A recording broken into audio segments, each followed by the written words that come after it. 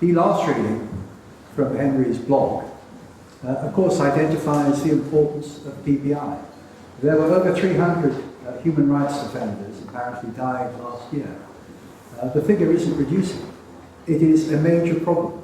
It's very easy in this country when you're a judge or a barrister or whatever. You know, judges we occasionally get very unpleasant letters. You are the most stupid judge that ever must have been allowed into a court. My children said it was pretty accurate, actually. But that's just all limit of what you get.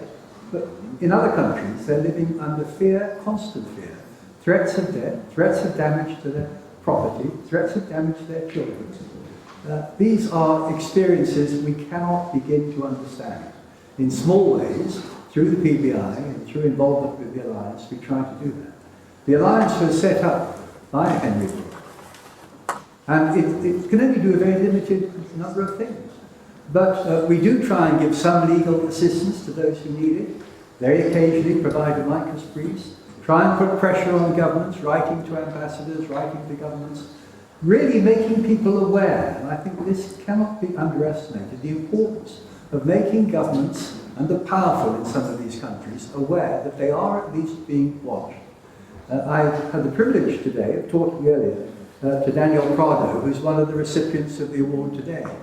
And he said that if you've got people from outside, foreigners who come in, or PBI people on the ground, who are telling government that you are on the case, that you are looking out for them, he said that's worth 2 or 3 bodyguards.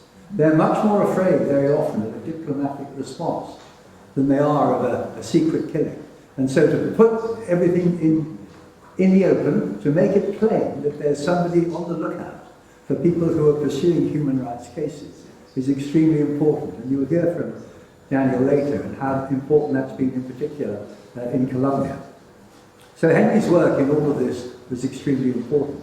I didn't know Henry that well. I got to know him better, actually, when I took over this job at the Alliance. We did overlap for a little bit in the Court of Appeal, but no sooner had I got there, it seemed, than he resigned. I'm never sure whether it was cause and effect, but we didn't overlap for very long.